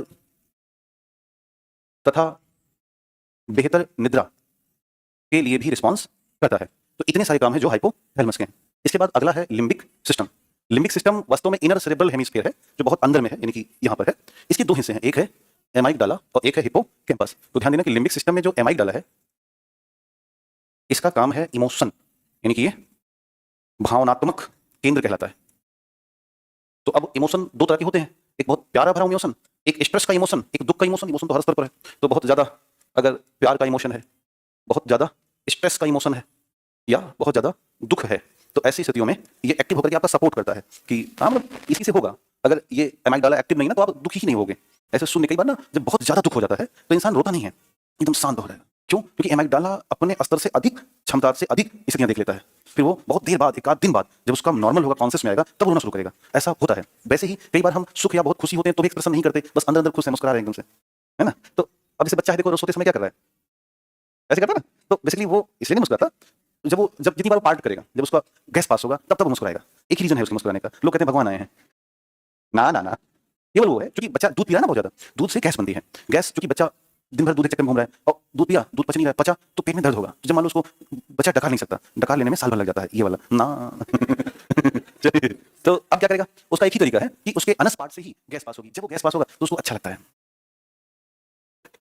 ऐसे करेगा। तो अगर घर वाले सोच रहे हैं कि हमको देख के हंस रहा है, तुमको देख के नहीं हंस रहा है ना, अगले का काम सेट हुआ है ना, बहुत देर से परेशान था वो, है ना, इतना दूध पिला देते हो आप लोग घर वाले। कई बार ना जैसे कुछ थोड़े से डिस्टर्ब टाइप के होते भी हैं, तो वो जो माँ है या घर के उनको इच्छा करती है कि धरती का सारा दूध इसको पिला दें, बाहर से पिला दें, स्तनपान भी करा दें। उसके बाद कई जगहों में देखा 6 महीने पहले उसको आलू खिलाना शुरू कर देते हैं। अच्छा आचार चका दी, तो कह रहा है ये क्या है ये, है ना। तो ऐसी स्थिति में उसके ब्रेन पर असर जाएगा, है ना। जैसे अब 7-8 महीने का बच्चा है, उसको उसमें डाल देते हैं, वॉकर में। अभी वो ग्रेविटी को अपोज नहीं कर सकता क्योंकि वो इतना पावर नहीं उसमें। अब मौसी आई है, बुआ दो ही आती हैं इसमें, वॉकर वाली में। कई बार मामा नामक एक प्राणी होते हैं, वो भी आ जाते हैं। तो ये बड़े प्यार में एक चल छैया छैया गाना बजता है उसमें, उसको लेके आ जाए। अब उसको वॉकर में डाल दिए, वॉकर में डालते उसका ब्रेन ग्रेविटी के खिलाफ हो गया। तो ऐसी स्थिति में वो बच्चा आगे चल करके मेंटली कमजोर होगा, फिर वो मैथ सही से नहीं लगा पाएगा, अपने छात्रों के साथ में वो कोरिलेशन नहीं फिट कर पाएगा। मतलब साल भर उसको एकदम लेटे रहने दो, आराम से सोने दो। 12 घंटे सो रहा है और सो जा बेटा, 14 घंटे रो रहा है, रोने दो, कोई टेंशन नहीं है। कम से कम बच्चे को दिन भर में 2 घंटे लो एटलीस्ट। नहीं हो रहा चिटोटी काटो, है ना, चौंक दो सीधे। इससे उसका ग्रोथ होता है ना। बाकी 1 साल जब हो जाएगा तो खुद ही ठुमक चले रामचंद्र बाजत पैजनिया, है ना। तो रामचंद्र ठुमक ठुमक चलना शुरू कर देंगे और घर वाले पैजनिया की जगह पर सीखी लगाते हैं, चीं चीं ऐसे चलता रहेगा वो। खैर पॉइंट पे आते हैं। तो एमाइगडाला भावनात्मक केंद्र है। दूसरा इसका एक और काम है कि ये निर्णय वाला है, इसको हम कहते हैं निर्णय का केंद्र। कई बार से फीमेल का एमाइगडाला थोड़ा सा ज्यादा पावरफुल होता है, बहुत सेंसिटिव होता है, उनमें भावनाओं का पूरा ज्वर है फीमेल में। यही वजह है कि फीमेल निर्णय लेने में उतना सक्रिय भूमिका नहीं निभा पाती है। देखो निर्णय 2 स्थिति में नहीं लेते, ना बहुत प्यार में निर्णय लेना चाहिए, ना बहुत तनाव में निर्णय लेना चाहिए। बहुत प्यार में कहते हो चांद तारा तोड़ के लेंगे, मारेंगे, लपेट फर्जी का तोड़ लो, कहां तोड़ लोगे। और बहुत गुस्से में आओ और कह दो हम तुमको मार देंगे। तो कहते हैं कि जब संबंध तोड़ो तो ऐसे दौर में तोड़ो कि जब कभी मिलो तो जवान और आपका सिर दोनों सामने सामने होकर बात कर सके ना, इस मोड़ पे तोड़ो उसे। तो ऐसी तो अब ये बातें हाँ ठीक। अगला देखो, नेक्स्ट है हिप्पोकैम्पस। इसी कहा जाता है जीपीएस ऑफ ब्रेन। जितना कुछ रास्ते का ज्ञान है, आप अभी आंख बंद करके अपने गांव का रास्ता तत्काल पहुंच जाओगे। बस बैठे, बस गई आपके गांव चौराहे पर उतारी, अब आप घर आ गए, लौटो वापस, पहुंच गए थे, वापस आ गए। ये काम है हिप्पोकैम्पस। दूसरा इसका काम है जो शॉर्ट मेमोरी होती है, उस शॉर्ट मेमोरी को बदल दो लॉन्ग मेमोरी में। खास करके जो खट्टी और मीठी यादें होती हैं। अब किसी ने आपको कभी मान लो किसी ने आपके साथ गलत व्यवहार किया है ना, तो वो आपको जीवन भर याद रहेगा। और किसी ने आपसे बहुत प्यार किया है तो वो भी कहते हैं पहला प्यार कभी जीवन भर भूलता ही नहीं, वो हमेशा याद रहेगा। अब हासिल हो तो ठीक है, ना हासिल हो तो कोई बात नहीं, बट वो रहेगा। कारण पार्ट ऑफ हिप्पोकैम्पस एकदम मेमोरी में फिट हो चुका है, जब तक जीवन रहेगा। और जब जब आप अकेले बैठोगे तब कहोगे कि उसने ऐसे काटा ऐसे काटा ऐसे काटा कि मैं फिर उग ना पाया। अगला हिस्सा है मध्य मस्तिष्क, यानी कि मिड ब्रेन। ध्यान देना, मिड ब्रेन का एक ही कार्य है, आपको जो याद रखना है वो है दृश्यता, यानी कि आंख वाला काम, और दूसरा है श्रवण, यानी कि अर्थात जो आप देख रहे हैं और उसी देखने के साथ साथ एकदम बैक टू बैक सुन रहे हैं। ऐसा नहीं कि देख पहले लिया और सुन। कई बार मोबाइल फोन ऐसा हो जाता है कि आवाज नहीं आ रही है या आवाज पहले आ गई, वीडियो बाद में आया। तो ऐसा कभी सामने नहीं हो सकता, हमारा दोनों एकदम साथ चल रहा है। अगर ऐसा होने तो हम डिस्टर्ब हो जाएंगे। इसके पीछे का जिम्मेदारी कौन है? मध्य मस्तिष्क। इसके बाद है पश्च मस्तिष्क। पश्च मस्तिष्क में सबसे प्रमुख हिस्सा था पेरिबेलम, या इसे कहते हैं अनु मस्तिष्क। कई बार इसको हम छोटा मस्तिष्क भी कहते हैं। अगर आप इसको चित्र में देखोगे तो तितली के जैसा है, इसको पीछे से देखना तो यह तितली अथवा वृक्ष की तरह दिखाई देता है। इसे कहते हैं आर्बोरा बिटाई। आर्बोरा बिटाई के नाम से जाना जाता है ये। और ये मस्तिष्क का दूसरा सबसे बड़ा भाग है। पहला कौन सा है? मस्तिष्क का दूसरा बड़ा भाग है। तो अब सवाल है कि ये करता क्या होगा? इसके 2 बड़े कार्य हैं। एक तो है कि इसे कहा जाता है सीखने का केंद्र, यानी कि लर्निंग सेंटर। जैसे अब कोई कार सीखना चाहता है, कोई ढोल बजाना सीखना चाहता है, कोई तैराकी सीखना चाहता है, कोई मान के चलो टॉनिक बैच में आके सीखना चाहता है तो इसके लिए उसका सेरेबेलम मजबूत होना चाहिए, जैसे अभी आपका इस समय प्रॉपर सेरेबेलम चल रहा है। दूसरा जो काम है इसका वो है शरीर को संतुलित अथवा बैलेंस बना के रखना, शरीर को संतुलित अथवा बैलेंस बना के रखना। और इस व्यवस्था में यह अंतःकरण से मदद प्राप्त करता है। किससे? कान का जो आंतरिक हिस्सा है उससे यह मदद हासिल कर लेता है। तो अब जितना भी पेशीय कार्य है वो सारे कार्य, अब पेशीय कार्य में मान के चलना कि जैसे दौड़ना, ठीक है, या कुश्ती लड़ना, अथवा जिम जाना, अथवा नृत्य करना, अथवा नृत्य के दौरान अलग अलग भंगिमा बनाना, है ना, ये तमाम ऐसे काम जो पेशियों से होते हैं वो सारा कौन करेगा? सेरेबेलम। कई बार जैसे अब अगला ने पौवा ले लिया है शराबी, तो शराबी जो झूमता है या जो नशा आ जाता है इसमें प्रभावित कौन होगा? सेरेबेलम। फिर वो कहाँ बैलेंस में रहेगा? फिर तो ऐसी स्थिति में मुश्किल होगा ना उसके लिए, कंट्रोल में नहीं होगा, चार लोग उसको पकड़ के चलते रहेंगे या कहीं जाके लेट जाएगा, वहीं से कहेगा। एक दिन एक सिपाही को मैं देखा, वो अपनी मोटरसाइकिल पकड़ने फिर वही थी मोटरसाइकिल, फिर कह रहा है ये क्यों पकड़ नहीं आ रही है, और सिपाही था वो, तो पी ज्यादा लिया था। तो मुश्किल है उसके लिए, रीजन कि वो पेशीय नियंत्रण उसके पास नहीं है। कई बार देखो बारात में आपके यहाँ तो नहीं, लेकिन हमारे यूपी में बहुत चलता है, जो वहाँ शराब मिलती है यहाँ मिलती है लेकिन मिलती नहीं। तो बारातों का बड़ा आजकल गलत चलन आ गया है कि जहाँ पे बारात होती है उसके पीछे गाड़ी पीछे तो जो जितने पिक टाइप के वहीं रहेंगे। अब दूसरा इनका अटैक होता है उस पे डीजे वाले पे, पहले पिएंगे हल्का हल्का नशा हुआ, डीजे में आ जाएंगे, अब उसके बाद डीजे वाले का नरक मचा देंगे, ये गाना लगाओ वो लगाओ। तो जो ज्यादा पिया रहता है वो तो बहुत परेशान करेगा, तो दो लोग उठा उसको फेंक देंगे रात भर वो धान के खेत में पड़ा था, सुबह उठ कर कि मैं कौन हूँ पता नहीं, क्योंकि सेरेबेलम उसका खराब हो चुका है। अगला है मेडुला ऑब्लोंगेटा, ध्यान देना, यह अनैच्छिक क्रियाओं पर नियंत्रण करता है, अनैच्छिक क्रियाओं पर नियंत्रण। अब जैसे मान के चलो कि हृदय की धड़कन, तो हमारा और आपका इस पर कोई नियंत्रण नहीं है, वो धड़केगा, आप रोक नहीं सकते इसको किसी कीमत पर। श्वसन पर कोई नियंत्रण नहीं है, किडनी पर कोई नियंत्रण, पाचन अगर खाए हो तो पचेगा, इन सभी पर जो व्यवस्था है वो कौन देखेगा? Medulla oblongata. ध्यान देना, अगर व्यक्ति कोमा में चला गया तो कोमा का मतलब होता है कि ब्रेन अब इनएक्टिव हो गया, ब्रेन निष्क्रिय हो चुका होता है। तो अब भाई ब्रेन अगर निष्क्रिय हो गया लेकिन इंसान जिंदा है, अभी मरा नहीं है, बस खाली वो लेटा है, कुछ बातचीत नहीं कर पा रहा है, लेकिन हार्ट तो चल रहा है ना, किडनी चल रही है, सब कुछ चल रहा है। तो अगर कोमा में चला गया तो इसका काम कौन देखेगा? इसका काम देखेगी मेरु रज्जु। कौन? मेरु रज्जु। तो कोमा की स्थिति में जब मेडुला ऑब्लोंगेटा काम करना बंद कर देगा तो वो सारे काम चले जाएंगे मेरु रज्जु के पास, और वेट करेगी मेरु रज्जु कि भाई कोमा से बाहर आओ, तुम तुम्हें ट्रांसफर कर देंगे, यानी कि लगभग उस उपराष्ट्रपति की तरह वेट करेगा कि राष्ट्रपति की नियुक्ति हो जाए तो मैं अपने पदभार से वापस आऊं, है ना, ठीक वैसा ही। तीसरा जो हिस्सा है वो है पॉन्स, ये connect different area of brain, transmit the signal between cerebrum and forebrain, जो सेरेब्रम है और फोरब्रेन के अलग अलग हिस्से हैं उनके बीच सिग्नल बनाता है। दूसरा कंट्रोल द ब्रीदिंग रिदम, सांस लेने की जो व्यवस्था है हमारी उस पर नियंत्रण करेगा। तीसरा समय पर सोना और समय पर जगना, इसके लिए नियंत्रण करेगा। और कंट्रोल द जनरेटिंग ड्रीम, जो स्वप्न बनते हैं, इन स्वप्न के निर्माण में इसकी भूमिका है पॉन्स की। अगर पॉन्स नहीं होगा तो स्वप्न के लिए दूसरा रिस्पॉन्स करता है हिप्पोकैम्पस, हालांकि मेन कौन होगा ड्रीम के लिए? पॉन्स भूमिका निभाएगा। तो ये रहा है ब्रेन के वो सारे हिस्से जिसे हम आपको बताना चाह रहे थे। अब इसके बाद है स्पाइनल कॉर्ड। ध्यान देना, स्पाइनल कॉर्ड की जो कहानी है वो ये है कि यह भी तंत्रिकाओं से निर्मित एक भाग है, निर्मित एक रस्सीनुमा खोखला भाग है, रस्सीनुमा खोखला भाग है जो वयस्कों में 42 सेंटीमीटर लंबा, जो वयस्कों में 42 सेंटीमीटर लंबा और 1 से 2 सेंटीमीटर चौड़ा होता है। अब इसका जो कार्य है उसे देख लेते हैं। इसका कार्य है प्रतिवर्ती क्रियाओं को आगे बढ़ाना। प्रतिवर्ती क्रियाएं वो क्रियाएं होती हैं जो बहुत फास्ट हो, जिनकी गति 150 160 किलोमीटर प्रति घंटा में हो, वो कहलाती हैं प्रतिवर्ती क्रियाएं। एग्जांपल देखते हैं, जैसे मान के चलो आपको छींक आ गई, तो छींक आते समय हवा का वेग लगभग 160 होता है, अच्छी। दूसरा, अगर मान लो आपके सामने इमली डाल दी गई तो तत्काल लार आनी शुरू होगी, वही जो पकी वाली इमली है उस पर हल्का सा पानी मार के हल्का नमक और मिर्चा से लगा के आपके सामने ऐसे ऐसे पिया गया, तो आ गया ना। जिनका आ गया उनका ब्रेन बहुत शानदार चल रहा है, प्रॉपर अच्छा, जो जो नहीं खाते उनकी बात ही अलग है ना। अब कुछ लोग रसगुल्ला देखे, अलग अलग भोजन है ना। अब किसी को पिज्जा पसंद है, किसी को पिज्जा नहीं पसंद है, अलग अलग कॉन्सेप्ट है। खैर, इसके अलावा और प्रतिवर्ती क्रियाएं, जैसे मान लो सुई चुभ गई, तो सुई चुभ होते ही हाथ वहां पहुंच जाएगा, ये नहीं इंतजार करेगा कि आप जा रहे हो और पैर में सुई चुभ गई तो कहेगा मालिक पैर में थोड़ी सुई चुभ गई है निकालें, ऐसा कभी नहीं होगा। अरे इसके अलावा सांप देखकर गले में लपेट लेना, ना ना ना, सांप देखकर पीछे मुड़ना। इसके अलावा कंपी आना, जैसे ही ठंडा पड़ेगा वही मई रे ठंडी है रे, और उसके बाद बॉडी आपकी सिकुड़ जाएगी तुरंत। आप न्यूनतम क्षेत्रफल धारण करने का इस्तेमाल करोगे तो उसमें कहावत ये जो कहते हैं ना कि उतना पैर पसार जितनी चादर उतनी ठंडी करके अपने आप पैर फिर एक चादर 3 लोग आ जाएंगे, कोई दिक्कत नहीं। तो ये जो कपकपी वाला सिमरिंग आने लगा, इस पे ऐसा थोड़ी ना कि किसी ने कहा मैसेज मारा यार ठंडी थोड़ा कांप के दिखाओ, ऐसा नहीं है। ठंडी पड़ी आप स्टार्ट कर दिए। इन सभी क्रियाओं कहते हैं प्रतिवर्ती क्रियाएं, रिफ्लेक्स एक्शन। क्या बोलेंगे? Reflex action. तो ये सारा काम कर रहा है स्पाइनल कॉर्ड। ये था सीएनएस यानी कि सेंट्रल नर्व सिस्टम। एक और है पीएनएस, इसे कहते हैं परिधीय तंत्रिका तंत्र। अब देखो, अभी अगर हम आपसे पूछें कि कितने इनपुट ऑर्गन अपनी बॉडी में है, तो इनपुट मतलब सेंसरी ऑर्गन, तो अगर इनको देखा जाए तो वो है 5, आंख, कान, नाक, जिह्वा और त्वचा। ये 5 है। आंख से आप देख तो हो, लेकिन कौन कंट्रोल कर रहा है उसको? ब्रेन। तो अब अगर हम मान लें कि एक हो गया ब्रेन और एक हो गया स्पाइनल कॉर्ड, और इन दोनों को अगर इकट्ठा कर लें तो ये कहलाएगा पीएनएस। क्या ये सही है? ठीक। तो अब सोचो कि आंख से ब्रेन तक कोई कनेक्शन होगा। यहां अगर कोई मान लो पिन चुभ हो रहा है तो ये दर्द कनेक्टेड होकर के कहां जा रही होगी? ब्रेन में। यानी इन सभी, आंख का कनेक्शन ब्रेन से होगा, नाक, कान का भी ब्रेन से, नाक का भी ब्रेन से, जिह्वा का ब्रेन से, त्वचा का भी ब्रेन से।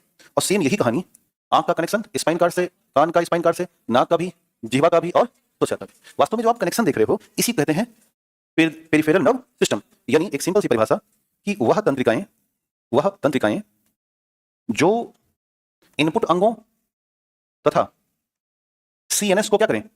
जोड़ें। सीएनएस को जोड़ती हैं, क्या कहलाएंगी? पीएनएस कहलाती हैं। अब इसमें देखो, जो ब्रेन से आ रही है वो कार्नियल होंगी, दो है ना, एक कपाल से और एक स्पाइन से। तो जो लाल वाला है ब्रेन वाला, इसे कहेंगे कपालीय तंत्रिका, और ये होती है 12 जोड़ी। कितनी होगी? 12 जोड़ी। और जो ये ब्लू वाला है इन्हें कहेंगे मेरु रज्जु तंत्रिका, और ये होती है 31 पेयर। कितना? 31 जोड़ी। तो ब्रेन से निकलेंगी 12 जोड़ी और स्पाइन कार्ड से निकलेंगी 31 पेयर। समझ में आया? तो ये था पेरिफेरल नर्व सिस्टम। एक और हमने पढ़ा है वो है ऑटोनॉमस नर्व सिस्टम। ध्यान देना, अभी हमने जो इनपुट ऑर्गन देखे जैसे आंख, तो क्या आंख पर आपका नियंत्रण है? मतलब आंख बंद करो, आंख खोलो, इतना तो है ना। ठीक। कान पर आपका नियंत्रण है? थोड़ा बहुत है। जीभ पर नियंत्रण है? वो वाला नहीं, ये वाला। ठीक। मतलब लगभग इनको हम बाहर से कंट्रोल थोड़ा बहुत कर सकते हैं, लेकिन आप हार्ट पर नियंत्रण नहीं कर सकते, या आप लंग्स पर नियंत्रण नहीं कर सकते। तो ऐसे अंग जो अनैच्छिक हैं, अब अनैच्छिक अंग बहुत सारे हैं। एग्जाम्पल के तौर पर हृदय, फेफड़ा, है ना, आंत, यकृत, किडनी, ये सब आदि लिख दें, ये सब है अनैच्छिक। लेकिन ऐसा तो है नहीं कि इन पर कोई नियंत्रण ही ना करे। इन पर नियंत्रण करने के लिए कौन होगा? सीएनएस, यानी कि मस्तिष्क और प्लस में स्पाइनल कॉर्ड।